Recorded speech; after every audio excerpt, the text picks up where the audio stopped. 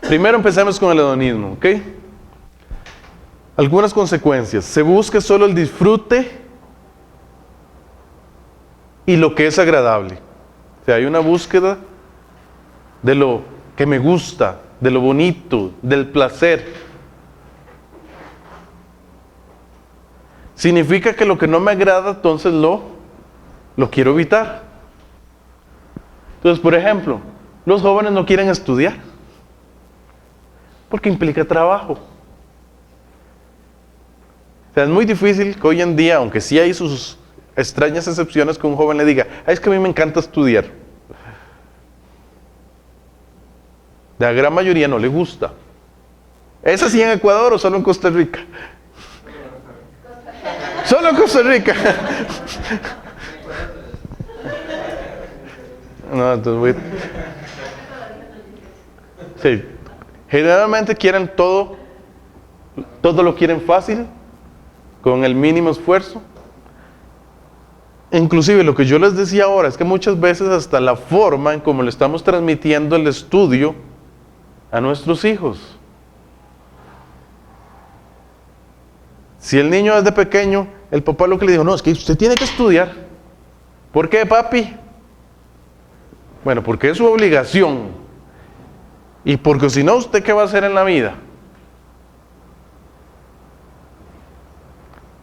Ojo con las motivaciones. No, usted tiene que estudiar para que sea una persona de provecho y en la profesión que usted tenga, sirva a la sociedad y sirva a Dios. Porque si yo soy médico, o soy abogado, o soy lo que sea, si yo lo hago todo como para Dios, todo lo hago para la gloria de Dios, y lo hago de la forma correcta, con excelencia, estoy sirviendo tiempo completo a Dios. Porque a veces tenemos la idea de que los que están sirviendo tiempo completo son los pastores, los profesores de MIMS, ¿verdad? Las personas que trabajamos en cosas como yo, ¿verdad? O los salmistas, ¿verdad? Como Marcus Witt, ¿verdad? Creemos que solo esos trabajan. Dicho sea de paso, hago el paréntesis, no es que esté de acuerdo con... No es que esté de acuerdo, sino que hay muchos cristianos que creen, ¿verdad?, que estos son los que están trabajando tiempo completo, ¿ok? No es que yo esté de acuerdo, yo en lo personal... Yo les digo salmistas, ¿verdad? Pero... por aquello, porque hasta yo vi que me hicieron...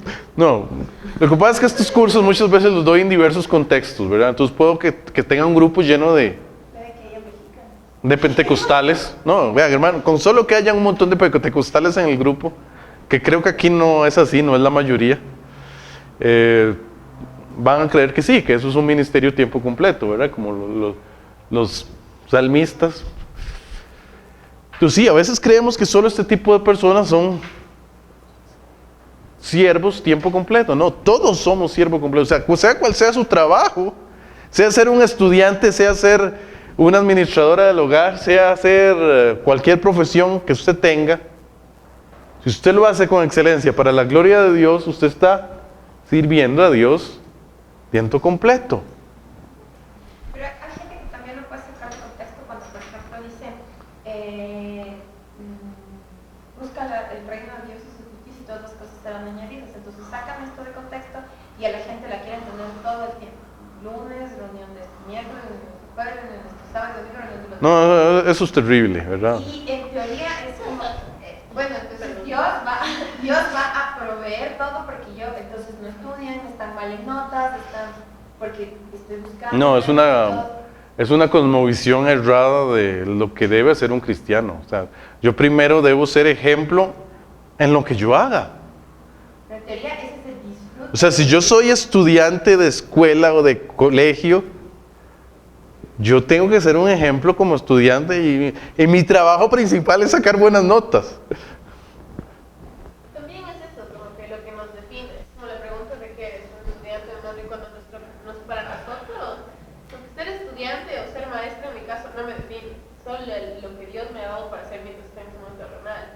Pero lo que me define es Dios. Y al contrario, si yo pudiera usar en la iglesia el tiempo que cordial. No creo que sería algo malo. El punto es que también tenemos esta idea de como que, entonces si yo soy el mejor en lo que hago y siempre tengo buenas notas, voy a tener un buen empleo y voy a tener mucho dinero y entonces me voy a casar con alguien con mucho dinero. Y los papás quieren eso, no mis papás, pero en general.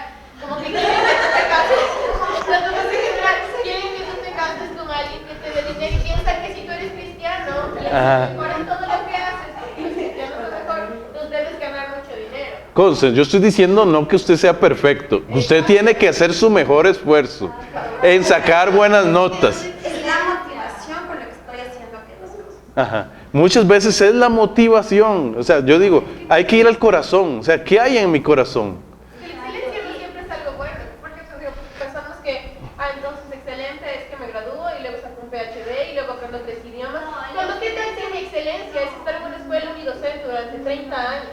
No, Y esa es mi excelencia, no tiene que ver con eso. Donde Dios te llame, tú eres excelente, en donde Dios te apuesta. Ajá. Por eso tú demuestras el problema es cómo saben que fue Dios que los puso ahí. No solo eso. Bueno, se ocupa oración. No, yo no estoy de acuerdo ahí, o sea, porque excelencia para mí significa que yo no necesariamente salí la abanderada del colegio para decir yo fui excelente en ello, porque es dar lo mejor que yo puedo. Ajá, dar el mejor esfuerzo. Pero no necesariamente eso garantizó que yo sea rica, que me haya estado en el mejor partido, que mis papás estén hiper mega no, eso no es la excelencia, es haber dado lo mejor de mí. Ajá. Eso no, ya Dios verá el resultado y dará el resultado.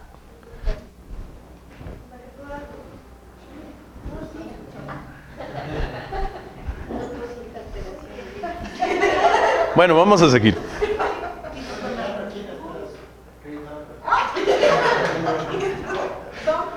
Ok, por otro lado, a ver, regresemos. Por otro lado, la sociedad le está vendiendo a los jóvenes, bueno, y a los no tan jóvenes, un amor desechable, ¿verdad? Que es rápido, fácil, intenso, asociado a la genitalidad. ¿Por qué es un amor desechable? Porque es de usar y tirar. Úselo, aprovéchelo, gócelo y bótelo. Entonces, a los jóvenes les está enseñando la sociedad un amor desechable. Pero es irónico porque hay un amor desechable hacia las personas, más no hacia las cosas. Porque, por ejemplo, usted ve a un adolescente y el adolescente puede quitarle el habla, no le importa la relación que tiene con usted si usted le quita el celular. Entonces, dar más valor a cosas materiales que una... Que eso es parte del consumismo, ¿verdad? Que también es parte de las diferentes características, ¿verdad? Que están relacionadas con el posmodernismo. Vean que ahí voy, se les vende la idea de que el consumismo y el materialismo les dará felicidad. ¿Ok? Ahora es difícil, o sea, hay que entender, vean, ese es el mundo donde están creciendo los niños y los jóvenes. Yo una vez hice una dinámica que fue que, bueno, estaba hablándoles de sexualidad a los jóvenes de la iglesia, entonces antes de que entraran llené toda la habitación con banners, ¿sí? ¿Sí me entienden? ¿Banners? Con banners que decían sexo, sexo, sexo, sexo, sexo. Claro, que el pastor cuando entró y la vio hasta que se asustó, ¿verdad? Pero solo decía sexo. ¿Cuál era mi idea? Yo quería que cuando ellos entraran, tuvieran un shock y poder decirles, vea, así es como están ustedes, bombardeados. O sea, en todo les transmiten sexualidad, en los comerciales de televisión, en las telenovelas, en casi todos los programas juveniles, en la música, bueno, en la música secular, etcétera. Así es como están los jóvenes, o sea, están bombardeados. ¿Cómo? Bueno, ahí no vamos a entrar en tema en lo que se dice cristiano y no es cristiano, pero vamos a decir que en teoría, porque sí, o sea, yo siempre lo digo como ahora decía la hermana, ¿verdad? Sí, Si no tiene valores cristianos, realmente podemos llamarle música cristiana. Pero usted les dijo salir. No.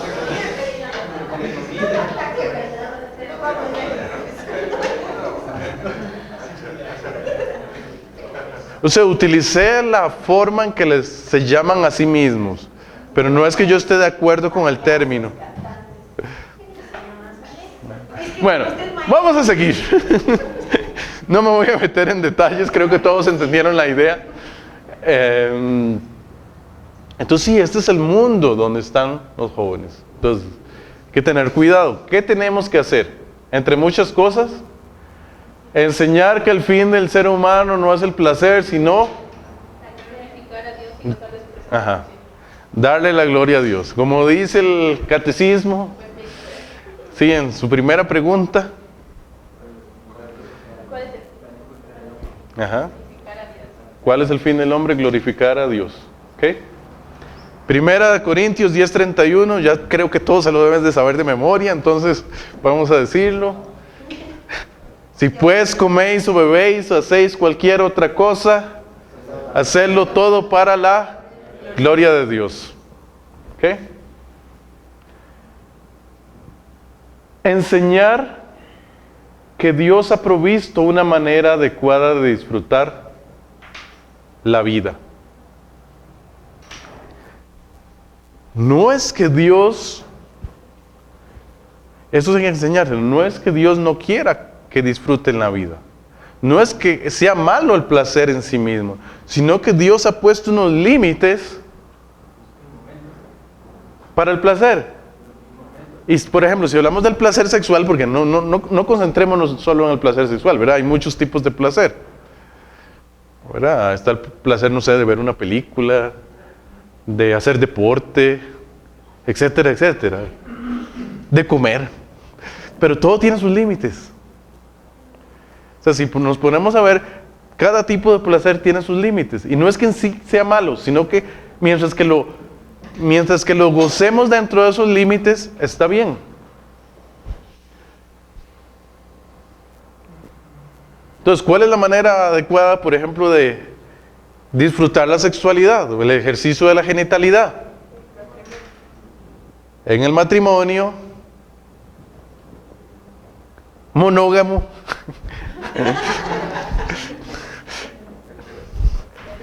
heterosexual. Amén. Ahí están los límites, ¿no? En el matrimonio monógamo y heterosexual. ¿Ok? Vean que no solo es el matrimonio, ¿verdad? Porque entendemos, no, es que es en el matrimonio, no, es el matrimonio monógamo y heterosexual, ¿verdad? ¿Por qué? Porque de esa forma, o sea, Dios no lo hace sencillamente porque le da la gana, no, es porque es una forma hasta de protegernos, de proveernos. O sea, ¿de qué protege que la sexualidad, que la genitalidad sea solo en el matrimonio? ¿De qué protege? Ustedes saben, díganme cosas que protege. Embarazos no deseados, enfermedades de transmisión sexual, no sé, inseguridades, etcétera. Hay un montón, ¿verdad?, de cosas, ¿verdad? No solo pensemos en lo más fácil que son las enfermedades de transmisión sexual y los embarazos. Y sí, porque más bien Dios provee por medio de que sea en el matrimonio, de algo más pleno, de algo que da seguridad, de algo, o sea, de un disfrute, porque Dios lo diseñó así, y esa es la mejor forma. Y hay que explicarle a los jóvenes que esa es la mejor forma. Y Dios lo hace así, porque Dios es así. Siempre hay que recordar, cada mandamiento de la Escritura, probablemente después lo vuelvo a mencionar, pero cada mandamiento de la Escritura corresponde a un atributo de Dios. ¿Ya vieron teología propia? ¿En algún momento? ¿Doctrina de Dios? ¿Sí? Si vieran doctrina de Dios, vieran los atributos de Dios, ¿verdad? Que Dios es. Entonces, cada uno de los mandamientos corresponde a un atributo de Dios. Entonces, si decimos, no cometerás adulterio,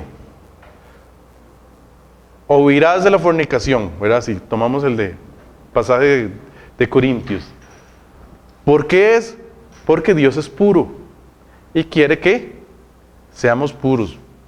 Porque a veces a los jóvenes nada más les explicamos, es que la Biblia lo dice. Bueno, es que la Biblia lo dice porque Dios es así y Dios quiere que seamos como Él. Porque sabe que es lo mejor para nuestras vidas. Entonces, enseñar que Dios ha provisto una manera adecuada de disfrutar la vida, yo creo que ya eso es la altura. Sí, la altura de Quito, que no estoy acostumbrado. Enseñarles que el amor es entrega. Si me hace el favor, se lo agradezco. Ok. Enseñarles que el amor es entrega y no simples relaciones genitales. ¿Ok? Ahí nada más un paréntesis. Vean que, por ejemplo, yo siempre trato de usar los términos correctos. Y eso también hay que hacerlo con los jóvenes. ¿Verdad? O sea, usted siempre use los términos correctos con los jóvenes, con los niños, ¿verdad? Porque a veces tendemos a usar otras expresiones o decir las cosas diferentes. No, hay que decir las cosas como son. Entonces sí,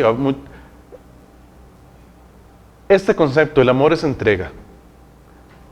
O sea, a diferencia de ese amor desechable de use y bote, no, el amor es entrega, el verdadero.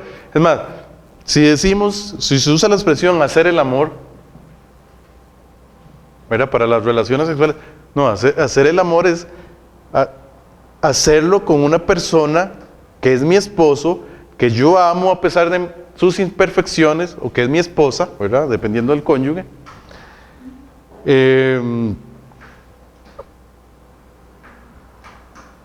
Y que me he decidido entregarme y que he decidido amar a pesar de nuestras diferencias, de nuestros problemas, de todo lo que conlleva un matrimonio.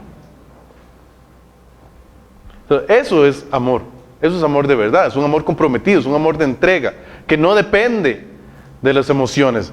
¿Qué es lo que hoy enseñan los psicólogos?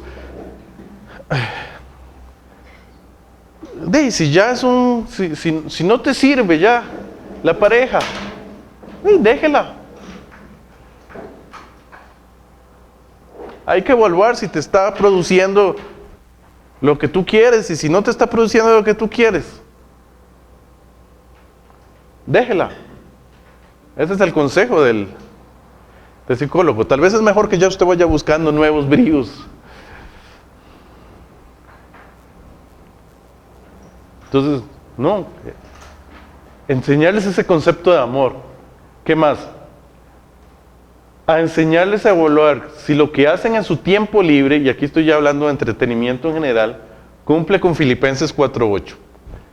Filipenses 4:8 es un texto clave que todo joven y todo adulto y todo niño debe saber. Vamos a buscarlo. Ese sí, no lo voy a decir sencillamente de memoria, ese sí quiero que saquen el tiempo de buscarlo, y el que lo encuentra primero me lo dice en voz alta. Filipenses. Todo lo demás, hermanos, todo lo que es verdadero, todo lo honesto, todo lo justo, todo lo puro, todo lo amable, todo lo que es de buen nombre, si hay virtud alguna, si algo digno de alabanza, en esto pensad. Si yo voy a ir a hacer un deporte, cumple con ese texto. Si yo voy a ver una película, cumple con ese texto. Si yo voy a ver una serie de televisión, cumple con ese texto. Si yo voy a oír música, cumple con ese texto. Si yo voy a jugar un videojuego, cumple con ese texto.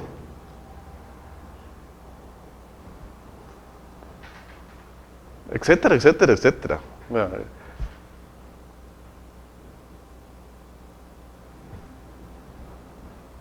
Es un buen filtro para mí. Filipenses 4, yo digo, enséñeselo a todos.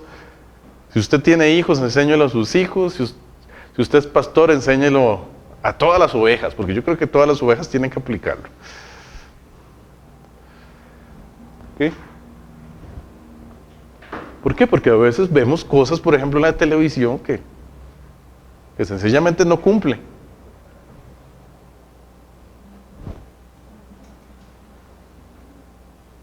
Es muy interesante porque algo que yo he notado, no sé si será igual aquí, pero algo que he notado en Latinoamérica es que la gente a veces es muy crítica con la música. O sea, muchos de los evangélicos son muy críticos. O sea, dicen, no voy a escuchar música secular por esto, por esto y por esto. Pero a veces a la televisión no le aplican los mismos principios.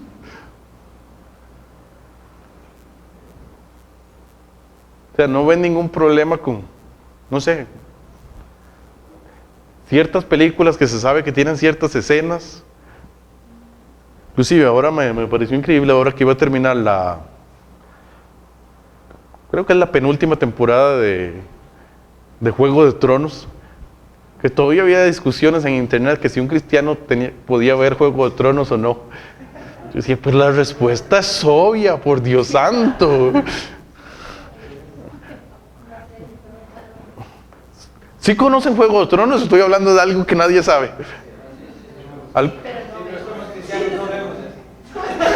No, o sea, me refiero a que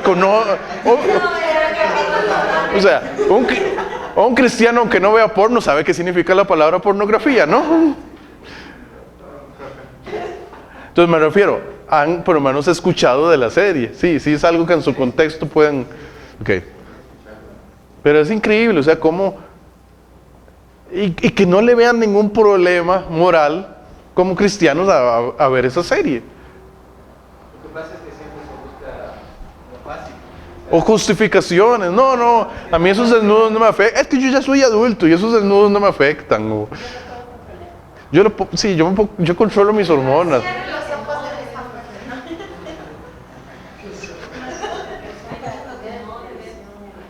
Yo lo adelanto con el control.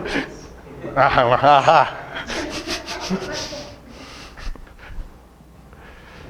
Bueno, entonces sí, a veces es algo que me ha llamado mucho la atención, ¿verdad? Como a veces los cristianos evangélicos, sí, tendemos a ser muy críticos con la música, pero a veces no con lo que vemos en televisión o con otras áreas de la vida.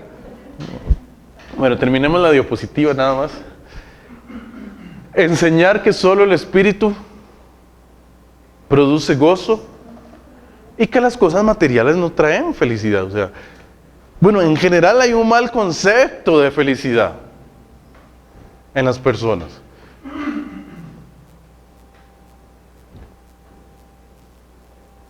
No, realmente lo único que produce gozo es el Espíritu Santo y es un gozo que es permanente, que no depende de emociones, que no depende de situaciones, que aún en medio de una situación triste, se murió un familiar, tuve un accidente difícil, donde tuve una pérdida, sabemos que Dios está con nosotros. Y aunque estamos tristes, sigue el gozo del Espíritu Santo. Porque sabemos que Dios está con nosotros, no nos sentimos solos. Esa es la verdadera felicidad. No es algo momentáneo que produce comprar ropa bonita o comprar el último smartphone, comprar el último videojuego de moda. No, la felicidad es algo que es permanente y que solo los creyentes tenemos. ¿Por qué? Porque es ese gozo que produce el Espíritu Santo y que siempre está ahí. Vamos a salir al receso y luego seguimos con las siguientes diapositivas.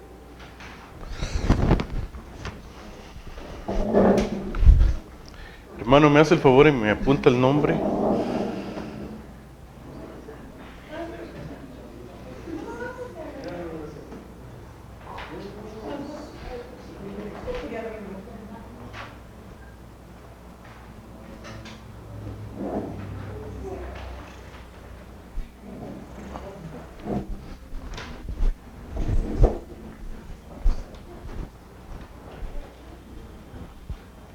¿Me haces el favor y apuntas tu nombre? Gracias.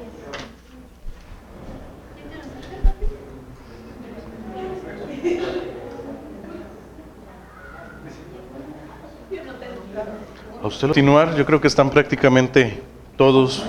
Falta el hermano Patricio, creo nada más, de los que estaban.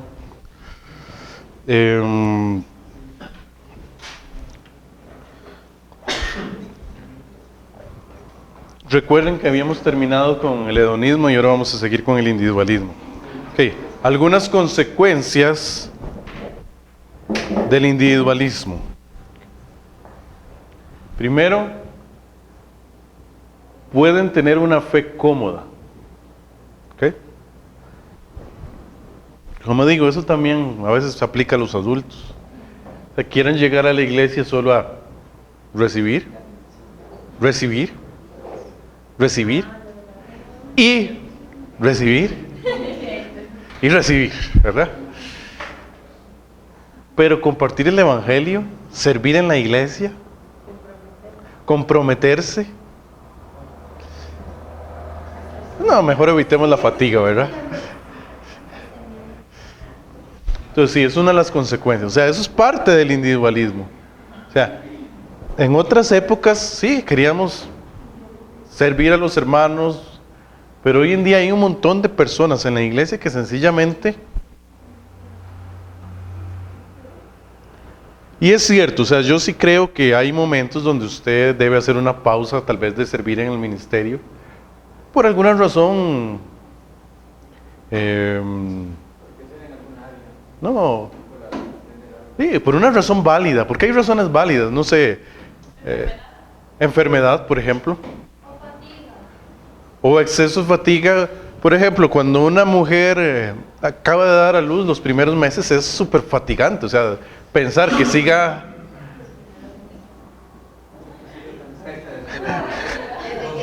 Bueno, sobre todo hay una etapa ahí de adaptación al bebé que es...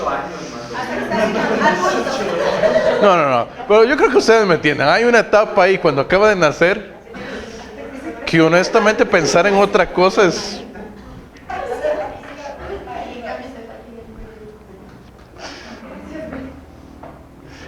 Bueno, entonces sí, hay momentos donde sí, es buena una pausa, que es válida, pero sencillamente no estar sirviendo porque, y tenés años ahí sentado en las bancas de la iglesia, simplemente evitando el compromiso, y son años, y años, ¿no? Pero también me pensaste que en cambio se camufla bajo un falso compromiso porque está amando más el lugar en el que está dentro de la iglesia que realmente la comunión o la relación que tiene con Dios. Bueno, ya eso es otro asunto, ¿verdad? Pero estamos hablando de buenos cristianos que en el fondo no están sirviendo. Entonces uno dice, no, están pecando de omisión. ¿Por qué? Porque cada cristiano tiene un ministerio y todos somos parte del cuerpo de Cristo, todos tenemos una función dentro del cuerpo de Cristo. Ahora, hay que entender, todos tenemos una función dentro del cuerpo de Cristo. Que sí, que hay algunos motivos válidos para hacer una pausa. Y hay veces que las pausas no son pausas. Por ejemplo, una mamá que siente que tuvo que mejor dejar en cierto momento el ministerio porque tiene que atender mejor a sus hijos, porque sabe que le están dando problemas en ese momento, ¿no? En ese momento su ministerio son sus hijos. Porque en ese momento, es más, yo más bien lo digo así. De hecho, Cornelio tiene una frase en uno de sus libros que dice que si un pastor tiene a sus hijos en desobediencia, le sería mejor dejar el ministerio, concentrarse en sus hijos y dedicarle tiempo a sus hijos para que no se vayan directo al infierno, que seguir en el ministerio. Entonces también hay cosas así, ¿verdad? ¿Qué pasa con muchos pastores? Son unos grandes tercos, ven que sus hijos están mal y no hacen nada. Sería mejor hacer una pausa en el ministerio, concentrarse en sus hijos, que estamos hablando de la eternidad de sus hijos, bajo los cuales él está siendo responsable primeramente, aún más que de sus ovejas. Entonces sí, obviamente hay sus cosas, pero sí. Entonces parte de las consecuencias del individualismo es que tenemos mucha gente que sencillamente no sirve, o no evangeliza, o no hace misiones.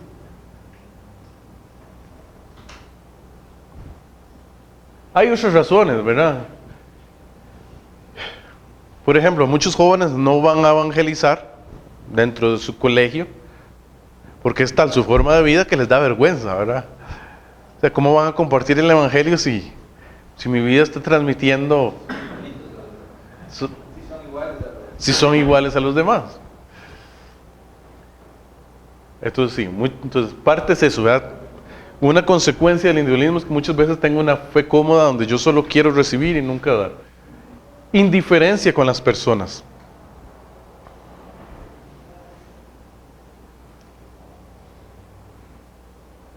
¿Cómo somos indiferentes hoy en día? O sea, yo creo que es algo que muchas personas han contagiado, a veces sin darnos cuenta. Somos indiferentes a las necesidades de otros, a veces hasta... Ajá, por ejemplo. O los hermanos están en necesidad y la verdad no hacemos por, no sé, mínimo orar, mínimo acordarnos de orar, ¿verdad? Que ya ahora ni eso. O sea, muchas personas concentran sus oraciones solo en sí mismos y en su familia inmediata, algún amigo. O sea, realmente oramos por los diferentes hermanos de la iglesia y le dedicamos tiempo. O solo decimos, Dios bendice a los hermanos. Entonces sí, entonces, no hay amor hacia el prójimo y es algo que, bueno, ya en el libro de texto del curso vamos a ahondar más en eso, pero sí, es que en serio, es más, hay veces que a mí se me viene y me va a preguntar alguien una dirección, por ejemplo, o a preguntar la hora, y yo sinceramente estoy más preocupado muchas veces pensando, ¿qué pasa? ¿Me va a saltar? Pregúnteme la hora, pero de ahí, de larguito, sí, quédese ahí. Yo le digo la dirección, pero quédese a unos 3 metros de mí. ¿Por qué? Porque hasta ya nos hemos vuelto desconfiados por cómo está la sociedad. O simplemente ayudarle a alguien a cruzar la calle. Ayudarle a alguien a cruzar la calle. O Cosas como esas ya no se ven, ¿verdad? inclusive ver un animal atropellado y ser muy diferente. Entonces sí, definitivamente estamos en un mundo individualista y ha afectado a la iglesia y nos ha afectado como creyentes individuales. ¿Qué? Respuesta pastoral al individualismo. Bueno, enseñar a los jóvenes un concepto de amor más bíblico, un amor al prójimo demostrable. Vean, y necesitamos que no se quede solo en teoría. O sea, ¿cómo usted enseña a servir? Sirviendo. Entonces, usted tiene que irse con sus hijos, con los jóvenes, con los que usted trabaje, a servir con ellos. Es bueno que los grupos de jóvenes de vez en cuando llevarlos a hogares de ancianos, llevarlos a orfanatos. ¿Para qué? Para que se sensibilicen, porque estamos muy insensibilizados.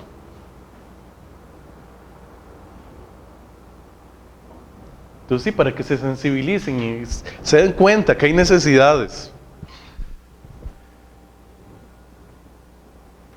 ¿Qué más ahí dice? Solidaridad con el necesitado y hacerle misericordia según el modelo de Jesús. O sea, no solamente es, bueno, oremos por el hermano, no. ¿Qué podemos hacer para ayudar? Y tiene que ser demostrable.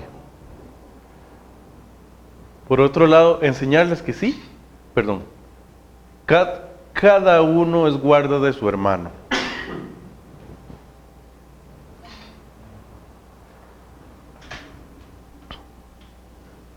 ¿Qué sé yo? Yo como papá, yo soy papá. ¿Okay? ¿Cuántos son papás? O mamás. ¿Okay? Yo como papá y mamá decir que solo me voy a preocupar por mis hijos y nada más que mis hijos es rehuir una responsabilidad bíblica. No. Parte inclusive de mi compromiso, inclusive, ¿cuántos son de iglesias presbiterianas o reformadas? Nada más como para estar. ¿Todos o casi todos? ¿Hay alguna excepción?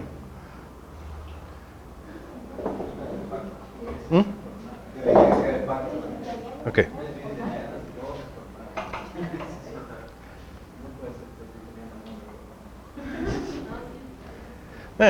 Más o menos, ustedes me entendieron, ¿verdad? O sea, no entramos en detalles, en tecnicismos. Okay. Cuando bautizamos un niño en la iglesia,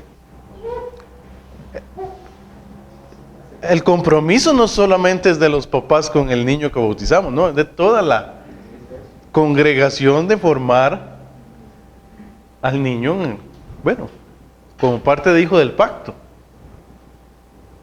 Entonces sí, parte de nuestra responsabilidad es todos los niños de la iglesia. Entonces si yo me empiezo a preocupar solo por mis hijos, y solo por la educación de mis hijos, y solo por la vida espiritual de mis hijos, bueno, ¿y qué pasa si llegan jóvenes y niños a la iglesia y no están los padres? ¿No? Alguno de todos los adultos de la iglesia tiene que volverse el papá espiritual de ese niño o de ese joven. Y todos en general. Todos deben velar, pero alguno en particular yo digo que Debe darle una atención. debe dar una atención especial. Y si alguno no lo ha pensado, ¿verdad? Si tienen niños o jóvenes que sus papás no están, piénsenlo. Porque no es lo mismo. O sea, no es lo mismo tener a papá y mamá cristianos en la iglesia que... Sí, cada uno es guarda de su hermano. Eso hay que enseñarlo. O sea, tenemos una responsabilidad comunitaria en la iglesia.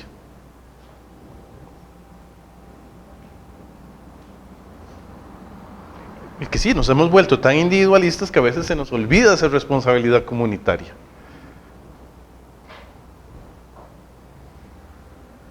No los regañe. No, a eso le toca al papá de él regañarlo. Tal vez está corriendo ahí en la iglesia. No, le toca a los diáconos, que los regañen los diáconos. No, todos somos parte de la iglesia. Y si no queremos regañar directamente al niño, digámosle al papá, entonces, vea. Claro, porque yo creo que a veces aún hay en la iglesia gente que podría molestarse porque usted tomó como que el atributo de ídolo. Entonces por lo menos vaya donde el papá, o sea, preocúpese en decirle, vea, cuidado se cae su hijo, cuidado ese accidente, o sea, tampoco, dígale que no corra, no. Vea, muchas veces es la forma, ¿verdad? Hay que tener también sabiduría para... Cuidado ese accidente, mire que está corriendo y...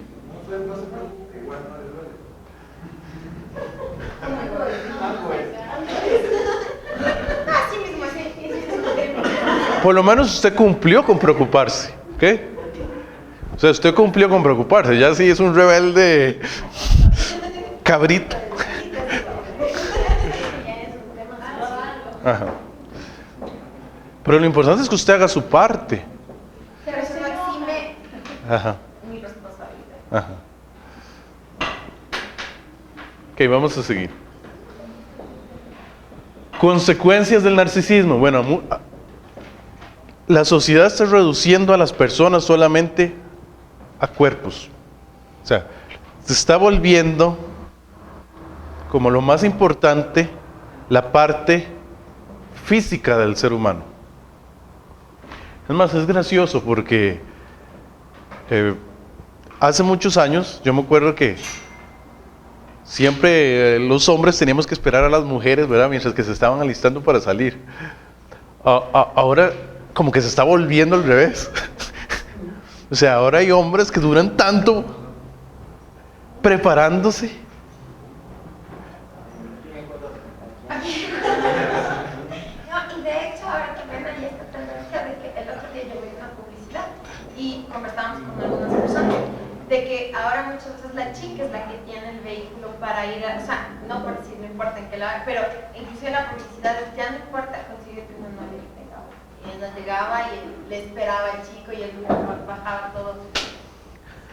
O se consigue un auto para que la novia. Ahora, ¿por qué eso está relacionado con el narcisismo? Porque antes al hombre le bastaba con ser exitoso para tener a las chicas. Ahora no, ahora tiene que ser exitoso y guapo.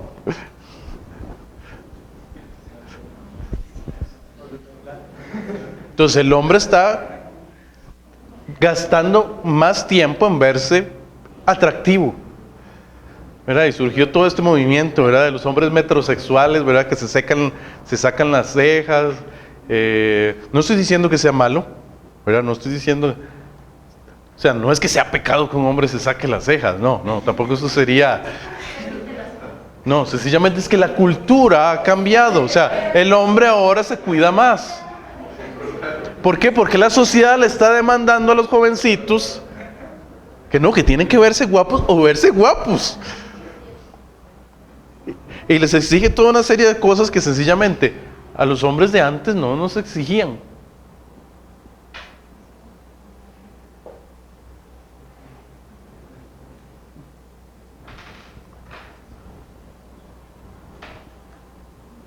¿Por qué? Porque ahora la apariencia se ha vuelto lo más importante.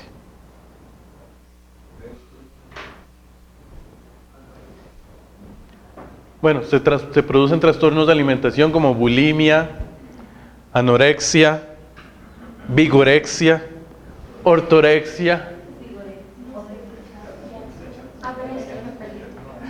La mayoría ya escucharon bulimia. O sea, la mayoría ya... Perdón, aquí es anorexia, ¿verdad? Está mal escrito, aquí esa X es una N.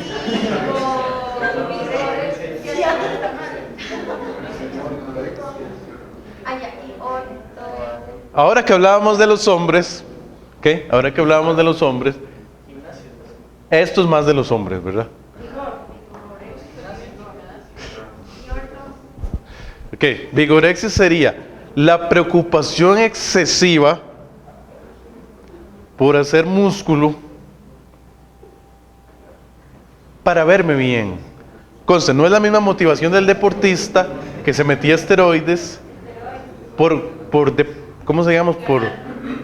Sí,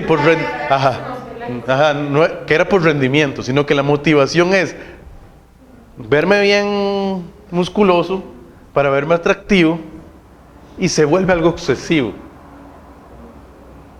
Y la ortorexia es esa obsesión por solo consumir productos light, inline, bajos en calorías, bajos en grasas, bajos en sodio, bajos en... que no tengan gluten, etcétera, etcétera, etcétera, etcétera, obsesivamente, ¿ok? Conste, no es malo que un hombre quiera tener músculos, no es malo que una persona quiera consumir productos saludables. El problema es... El problema es esa obsesión. ¿Por qué? Porque toda obsesión es una esclavitud, toda esclavitud es una idolatría. ¿Ok? Entonces ahí es donde está el problema. Cuando se nos vuelve una obsesión. Bueno, bulimia y anorexia sí los conocen, ¿verdad? Entonces no los voy a explicar mucho. Si alguno no lo conoce, lo explico, pero... Bulimia y anorexia. Yo creo que se han vuelto bastante conocidos, entonces no voy a entrar en eso. Entonces sí, tenemos esos grandes problemas, ¿verdad? Por otro lado, la sociedad se ha adolescentizado. Ok, ya había explicado un poquito de esto, ¿verdad? Cada vez más niños anhelan ser jóvenes, o quieren ser jóvenes, o sencillamente tienen una pubertad precoz, que es hasta física. Y aquí es al revés, ¿verdad? O sea, cada vez más jóvenes no quieran llegar a ser adultos. Y uno a veces escucha comentarios como, hermano Jaime, es que yo, bueno, me acabo de graduar de ingeniería civil, pero no sé si trabajar. Estoy pensando que mejor primero saco un posgrado. Tal vez ya después de la maestría. Oiga, pero su mamá no...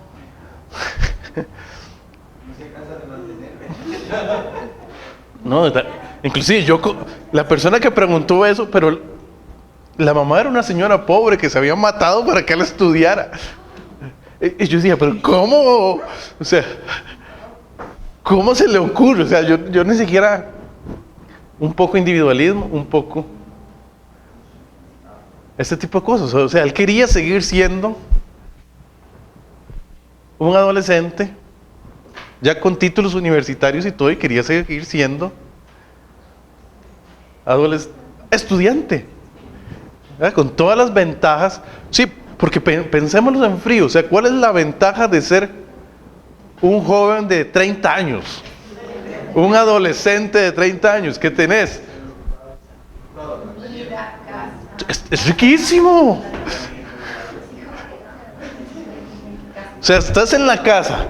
Ojalá tu mamá hasta te lave la ropa, ¿verdad? Entonces no tienes que hacer nada. Todo el dinero, ¿para qué lo usas? Para el mismo, ¿verdad? Si tiene algún trabajito, ¿no? Claro que es riquísimo. Entonces sí, ¿qué es lo que pasa? La gente está tendiendo cada vez a oír más de esto. Y usted ve que los jóvenes hoy en día también, usted les pregunta, ¿a qué edad se va a casar? Mira, como a los 20 te dicen que a los 25, usted les vuelve a preguntar a los 25 y te dicen que a los 30, y a los 30, que a los 35. O sea...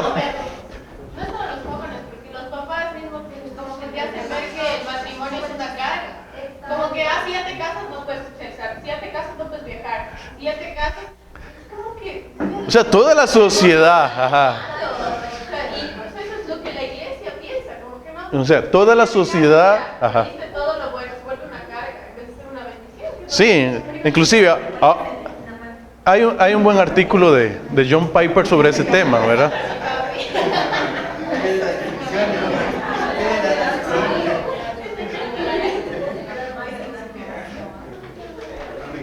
Hay un buen... O sea, voy a esperar.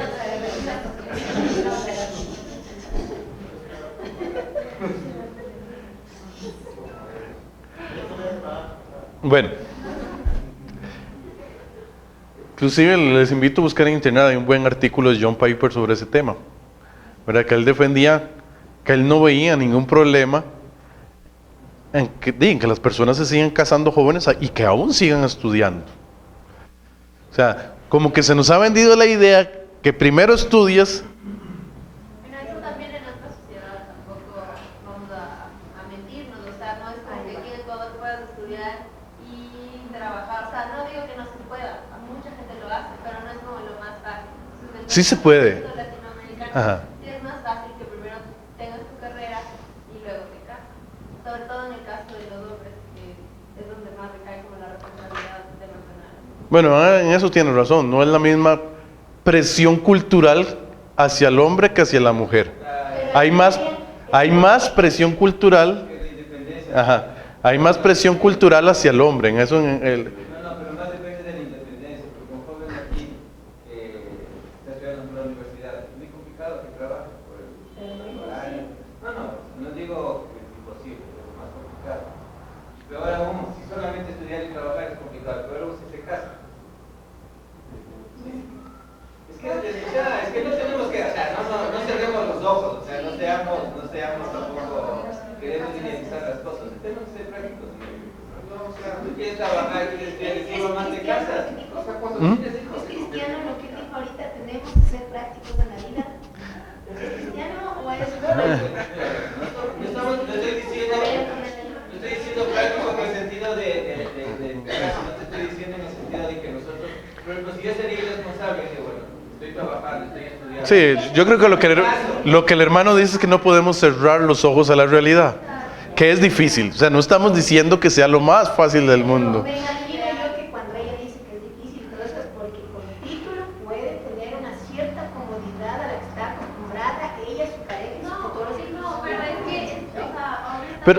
Ahora, ¿Cómo es no personalizar en familia? Porque yo no me imagino que la chica que anda en auto piensa casarse y andar en luz con su esposo. O sea, ellas se van a...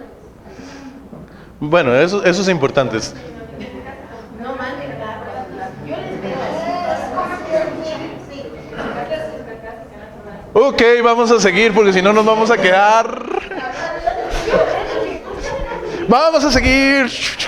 Ok, lo importante de este punto es que cada vez la gente pospone y pospone y pospone más. O sea, cada vez los jóvenes quieren mantenerse siendo jóvenes por una u otras razones. Sean válidas o no sean válidas, sean realistas o no sean realistas, sean motivaciones correctas, sean motivaciones incorrectas. Pero sí,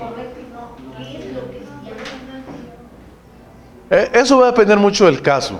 O sea, yo sí creo que hay situaciones muy particulares que hay que evaluar en cada momento. Lo importante es qué es lo que hay en mi corazón. O sea, si mi motivación para posponer una boda, por decir algo, es solamente lo material,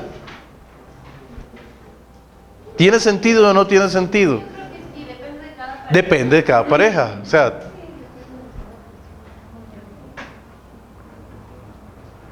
ok. Vamos a seguir, porque si no ahí vamos a quedar dando vueltas y no es la idea, ¿ok? ¿Qué también es importante de esto? Perdón, ¿qué también es importante de esto? Que al adolescentizarse la sociedad hay menos modelos de referencia. O sea, los jóvenes tienen menos modelos de referencia. ¿Qué se supone que debe apuntar un joven? A ser un adulto. Pero ¿qué pasa si los adultos más bien parecen jóvenes o adolescentes? Entonces, ¿dónde están los modelos? Ojo, yo hago siempre un par de paréntesis. Mucho cuidado los papás que dicen cosas como es que yo quiero ser amigo de mi hijo. Ser amigo de mi hijo.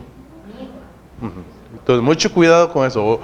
O yo quiero ser amiga de mi hija. O sea, mucho cuidado con ese tipo de cosas. No, es que su hijo o sea, su hijo no ocupa un amigo. Y su hija no ocupa una amiga, ocupa un papá y ocupa una mamá. Entonces, mucho cuidado.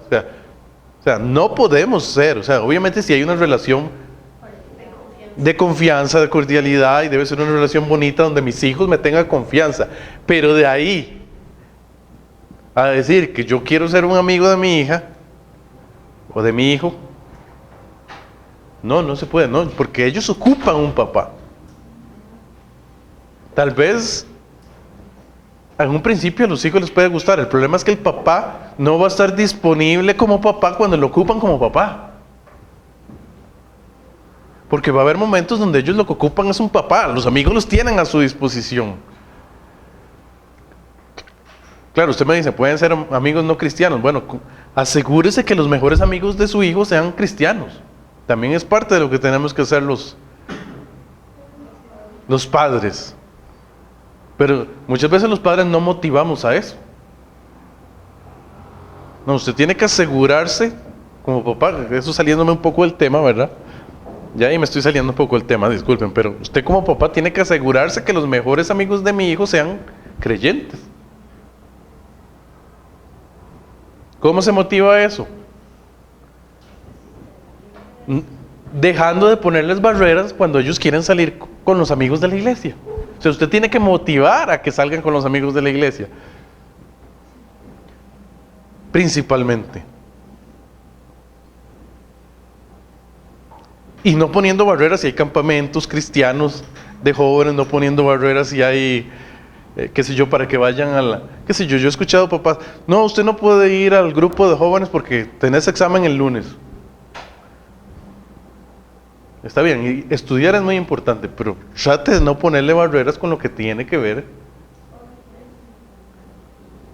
con las cosas de Dios. O sea, ve al grupo de jóvenes, pero eso sí, me prometes que toda la mañana te pasas estudiando y que, etcétera, ¿verdad?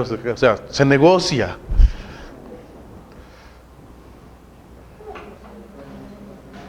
En vez de poner barreras, ¿verdad? Pero ya ahí saliéndome. Entonces, volviendo al tema, sí. O sea, los papás, y mucho menos el líder, ¿verdad? Si es un líder adulto de jóvenes, querer parecer joven, no, sería el peor líder de jóvenes que existe. ¿Mm? O sea, que quiera parecer un joven. O sea, un líder de joven que es adulto, entonces que como trabaja con los jóvenes, que como trabaja con los jóvenes, quiera parecer un joven. Entonces, que quiera hablar igual que los jóvenes, que quiera ponerse al mismo nivel de ellos, jugar igual que ellos, hacerles bromas igual que ellos, etcétera, etcétera. No, eso no se puede. No se puede ponerse al nivel de ellos. ¿Por qué? Porque ellos ocupan un líder. No ocupan otro amigote que sea igual a ellos. ¿Entienden? Esos tienen muchos. Y ahí lo puse en forma despectiva como para darle énfasis. Pero ustedes me entienden. Puede que sean buenos amigos, ¿verdad? Pero que les sean amigos positivos. Pero lo que me refiero es que no ocupan otro amigo. Lo que ocupan es líderes. Que les sean modelos. Que sean personas que ellos puedan llegar a admirar y que quieran imitar. Y vean que el principio de imitación también es bíblico. ¿Qué decía Pablo? Sed imitadores de mí, así como yo soy de Cristo.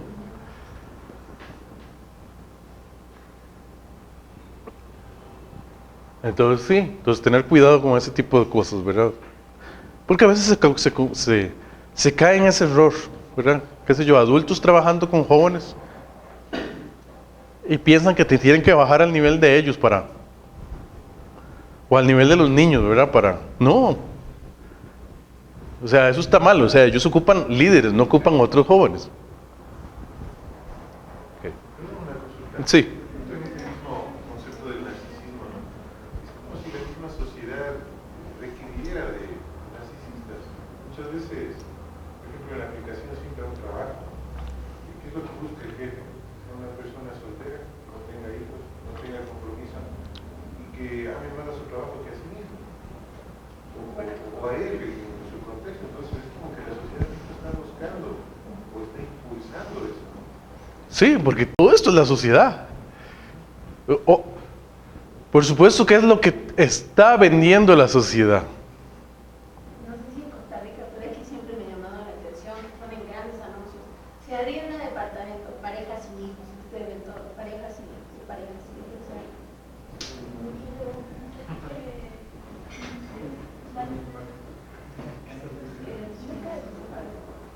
¿Cómo lucha contra ese sistema? O sea, yo puedo ser cristiano y puedo expresar mi forma de pensar. Sí, hermano, hay que entender que sí estamos en ese mundo, ¿verdad? Y nos toca vivir en ese mundo, es el mundo donde vivimos. Entonces hay cosas que ni modo, ¿verdad? Hay otras que sí, que podemos enfrentar y tratar de educar a nuestros hijos, tratar de educar a la iglesia, etcétera, etcétera. Pero sí, tampoco podemos negar la realidad. Otro aquí, muchos caerán en la idolatría del culto a la apariencia, ¿verdad? Por último, culto a las celebridades. A mí a veces me llama la atención, bueno, yo ahora más antes hablé de los salmistas, pero en general veamos un concierto cristiano. Muchas veces, no sé, yo me asusto, ¿verdad? Muchas personas van a un concierto cristiano y sinceramente yo no sé si están brincando y gritando por adorar a Dios o para adorar al que está ahí cantando, ¿verdad? Para adorar al salmista o al cantante cristiano. Tal vez él no se llama a sí mismo salmista, ¿verdad? Yo he escuchado comentarios, ay, es que qué guapo es Jesús Adrián Romero, vamos al concierto. ¿Estás yendo al concierto porque Jesús Adrián Romero es guapo o para adorar a Dios? Entonces, ¿dónde está la motivación del corazón? O sea, lo estoy viendo como otro, igualito, un cantante secular, que casi que llegan a los conciertos a darle culto